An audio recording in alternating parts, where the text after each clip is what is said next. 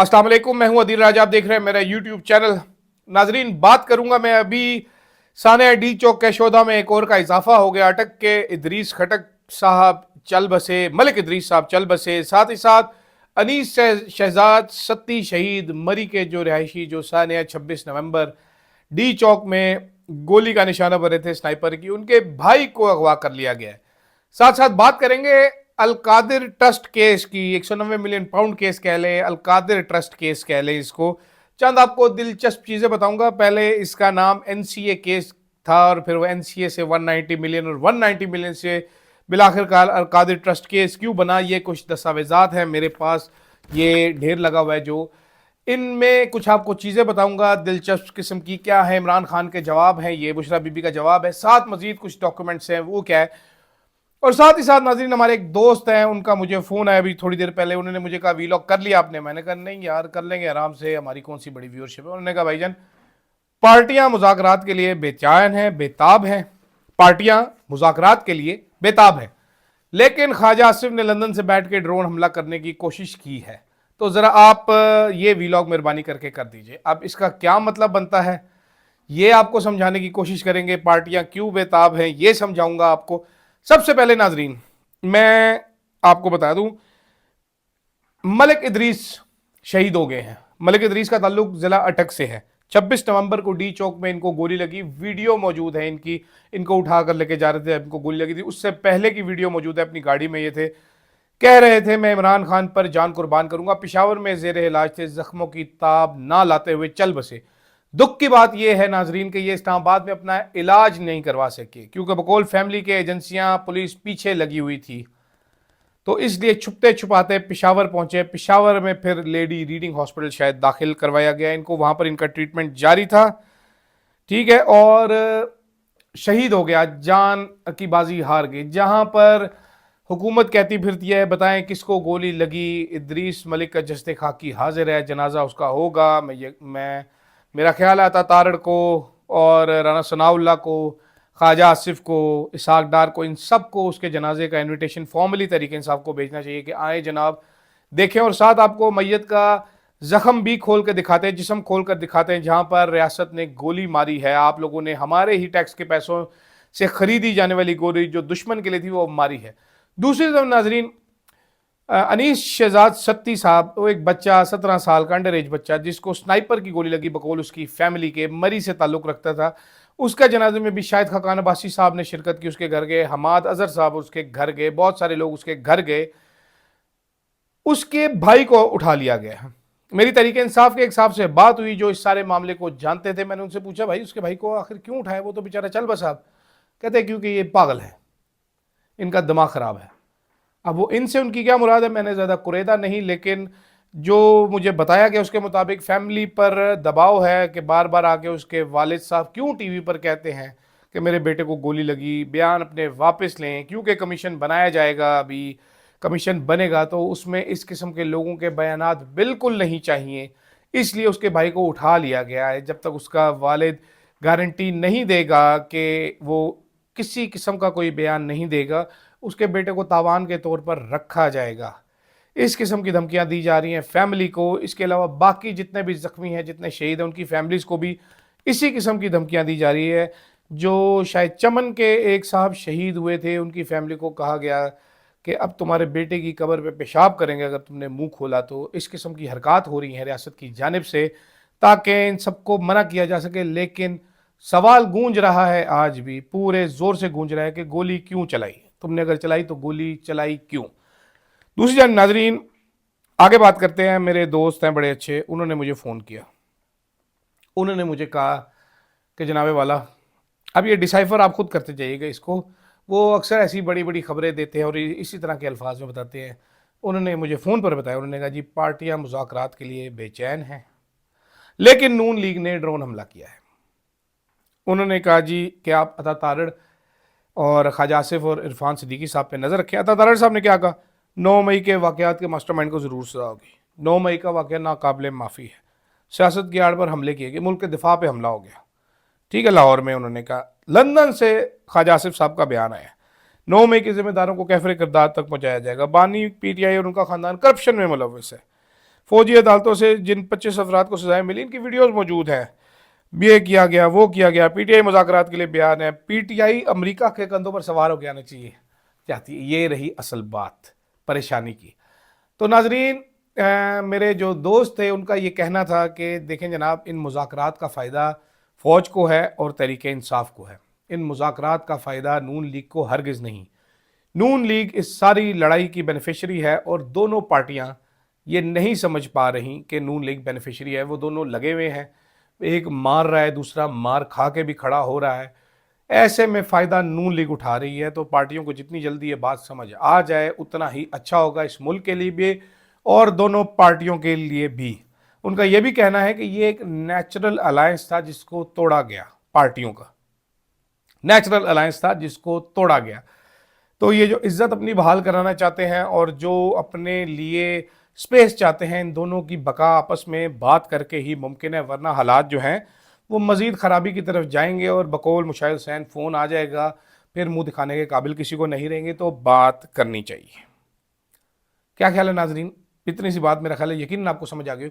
अब बात करते हैं अलकादिर ट्रस्ट केस की। बैरिस्टर सलमान सफदर ने तहरीक इंसाफ के वकला के सामने हैरत का इजहार किया कि भाईजान ये बात तो पूरे शहर को पता है, सिर्फ मुझे ही नहीं पता कि फैसला नहीं आना। क्यों भाई? सलमान सफदर साहब, समझ रहे हैं आप बात को?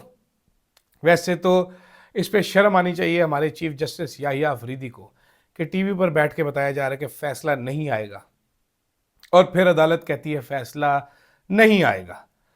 कितनी ही शर्मिंदगी की बात है, कितना ही कॉम्प्रोमाइज जज होगा ये हमारे चीफ जस्टिस साहब को देखना चाहिए कि किस किस्म के जजेस यहाँ पर कितने बड़े बड़े केसेस का फैसला दे रहे हैं। ये चीफ जस्टिस याहिया अफरीदी साहब अपने घर में बैठकर नेटफ्लिक्स लगा कर चिल नहीं कर सकते जब ऐसे फैसले खुलेआम हो रहे हैं। बच्चे बच्चे को पता है क्या हो रहा है। पहले तो ये होता था कुछ पर्दा रह जाता था, कुछ तहकीकात का कुछ डंडोरा पीटा जाता था, कुछ दिखाया जाता था इधर उधर से। अब तो दिखाने के लिए भी कुछ नहीं है। मेरे पास चंद चीज़ें जो मैं पढ़ रहा था आज अलकादिर केस, उससे पहले मैं आपको बताता हूँ कि इमरान खान जो है उसके ऊपर 3 प्रोसिक्यूशंस कंप्लीट हो चुकी हैं स्टेट की, ये चौथी है। पहली 3 कौन सी थी ये ज़रा देखिएगा। साइफर केस, इद्दत के दौरान निकाह का केस, तोशाखाना 1। साइफर केस सबसे ख़तरनाक तरीन केस जो ये हुकूमत बना सकती थी। और मैं आपको ये बता सकता हूँ कि बाजवा ने धमकी दी थी इमरान खान को कि अगर तुमने इस साइफर का जिक्र किया था तुम पे मैं ऑफिशियल सीक्रेट एक्ट के तहत केस करवाऊंगा। इमरान खान नहीं माना, उसने जिक्र किया, बाजवा भी नहीं माना, उसने केस करवाया। और फिर आज बाजवा गुमनामी जो है वो किसी को मुंह दिखाने के काबिल नहीं है। इमरान खान पूरे कद के साथ खड़ा है। साइफर केस को अदालत ने उठाकर बाहर फेंका, कचरे के डब्बे में फेंका जहां पर उसका मुकाम था। दूसरा केस इद्दत में निकाह केस, तारीख का घटिया तरीन केस। मुनीफ फारूक साहब इस्टेब्लिशमेंट के नुमाइंदे हैं, इस्टेब्लिशमेंट के माउथ पीस है। उन्होंने चंद दिन पहले कहा कि जी हुकूमत का इससे कोई ताल्लुक नहीं। इनडायरेक्टली, क्योंकि वो हमेशा से प्रो नून भी रहे हैं, तो इनडायरेक्टली वो इस्टेब्लिशमेंट को इसका केस का जिम्मेदार ठहरा रहे थे। तारीख का घटिया तरीन केस जिसका जिक्र करना मुसाफिर। तीसरा केस तोशाखाना 1 केस, वो भी कूड़ेदान में जा चुका है। ठीक है नाजरीन, अब एक भी केस में क्रिमिनलिटी साबित नहीं हो सकी इसमें। ठीक है। और अलकादिर केस जो है, जितने मैं डॉक्यूमेंट्स पढ़े हैं इसके, ये वो केस है जिसमें कोई क्रिमिनल ऑफेंस बनता ही नहीं है। ये वो केस है जिसमें कोई जुर्म बनता नहीं है। एक ट्रस्ट है, उस ट्रस्ट को जमीन ट्रांसफर हुई है, एक प्राइवेट पार्टी ने जमीन ट्रांसफर की है, 1 रुपए का लेन देन नहीं हुआ। वो ट्रस्ट सामने आपके मौजूद है। आपको गवर्नमेंट ने ट्रस्ट बनाया, अगर नहीं होता आप जब्त कर सकते हैं, बड़ा ज्यादा हो जाए तो। अगर आपको क्रिमिनलिटी नजर आती है, छोटी सी जगह पे एक ट्रस्ट है, उसको आप क्रिमिनल केस बनाकर पेश कर रहे हैं। एक तो वो जो यूनिवर्सिटी बनी है उसको बर्बाद कर रहे हैं। दूसरे चेयरमैन नैब को मेरी इतलात के मुताबिक ये नज़ीर भट्ट साहब जो हैं, जो भी हैं, ये पता नहीं कितने पढ़े लिखे हैं, इनको स्टाफ की तरफ से भी बताया गया, इनको कहा गया कि सर ये केस नहीं बनता, लेकिन वो बजिद रहे कि नहीं ये केस बनता है, थानू नहीं पता, इसमें तो बड़ी करप्शन हुई है, आप ये केस फ़ौरन से पहले बनाएं। और इस पूरे केस के दौरान नैब के अफसरान जो हैं वो स्ट्रगल करते रहे इस पर क्रिमिनल ऑफेंस बनाने का। तहरीक इंसाफ का ये मौक़िफ़ है कि भाईजान जो सोशल वर्क है इमरान खान का, जो इंसानों के लिए उन्होंने काम किया है, उसको भी नहीं छोड़ा गया। गवर्नमेंट उसको टारगेट करी। ये केस पॉलिटिकल विक्टिमाइजेशन का केस है, एक बहुत बड़ा पॉलिटिकल विक्टिमाइजेशन का केस है। जो सवालों जवाब इमरान खान को दिए गए, ये 77 सवालात हैं इमरान खान के और बुशरा बीबी को दिए गए, ये पढ़ने से ताल्लुक़ रखते हैं। इसमें एक सवाल जो है उसका जवाब मैंने पहले भी पढ़ के सुनाया था, लेकिन वो पढ़ने से ताल्लुक़ रखता है। वो जवाब नंबर 76 है, ठीक है, जिसमें इमरान खान ने पूरे का पूरा केस उड़ा कर रख दिया। साथ उन्होंने बताया कि ये प्रोग्राम जो है, ये केस जो है, ये सिर्फ लंदन प्लान के तहत बनाया गया है। इससे पहले केसेस भी लंदन प्लान के तहत बनाए गए हैं, ठीक है। इसमें से मैं कुछ एक वो पढ़ के सुना देता हूं आपको कि ये यहां से आप सुनिए। आफ्टर रिजीम चेंज ऑपरेशन 10/4/2022 को, जो कि जनरल कमर जावेद बाजवा ने सपोर्ट किया था, अमेरिकन साजिश के तहत, जो कि डोनाल्ड लू, बाजवा, जजेस of supreme court, superior courts, politician, सियासतदान, bureaucrats, police official, district administration, law enforcement agencies started to snub the will of people to fulfill London plan of establishment, being frightened from my popularity when I contested by-elections in provincial and national assembly after regime change operation and won by 2/3 majority. साथ वो कहते हैं मैंने peaceful process start किया तो establishment ने मेरे political rivals के साथ मिलकर मेरे पे झूठे मुकदमात बनाए, मेरी फैमिली को घसीटा, retired general is appointed army chief, blah blah blah. After Bajwa की retirement no makeup false flag operation हुआ। ये सब चीजें इमरान खान अपने इस जवाब में लिख रहे हैं। साथ साथ इमरान खान बता रहे हैं इस केस में कि भाईजान 1 रुपए का लेन देन नहीं हुआ। इमरान खान ने आखिरी सवाल के जवाब में बोला कि मैं मासूम हूं, I am innocent, I have been falsely roped in this case. मुझे इस केस में झूठा फंसाया जा रहा है, just to quench the political rivalry by my opponents in league with chairman NAB, यानी कि चेयरमैन नैब मेरे सियासी मुखालिफिन के साथ मिलकर मुझे इस केस में झूठ की बुनियादों पर फंसा रहे हैं, ठीक है। जुडिशियल रिकॉर्ड का उन्होंने बताया, उन्होंने कहा 2 दिन के अंदर अंदर ये इस तरह किया, case has been petition, violation की गई, कॉपीज नहीं दी गई, ब्ला ब्ला नहीं दिया गया। साथ उन्होंने जुल्फिकार अली भुट्टो केस का हवाला भी दिया कि सुप्रीम कोर्ट ने 45 साल बाद क्या है कि फेयर ट्रायल का हक नहीं मिला जुल्फिकार अली भुट्टो साहब को। नाज़रीन, ये जो केस है, जितने भी वकला से बात हो रही है जिन्होंने ये केस देखा है, ये बहुत बड़ा कोई केस नहीं है, छोटा सा केस है, बहुत छोटा केस है। मेरा ख्याल इतने से टोटल दस्तावेजात पर मुश्तमिल ये केस है। इस केस में जो गंद घोला जा रहा है नैब की जानिब से, जितना वो कोशिश कर सकते थे उतना कर लिया है।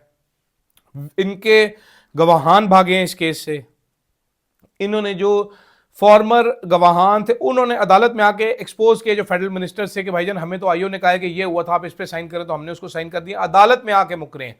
आपने बड़ा कम पाकिस्तान में ये काम देखा होगा, एस्टेब्लिशमेंट बड़े पक्के काम करते होते हैं, नैब बड़े पक्के काम करता है, लेकिन नैब के गवाहान अदालत में जज के सामने आकर अपनी गवाहियों से मुकरे हैं, इस ठीक उसी तरीके से जिस तरह साइफर केस में मुकरे थे।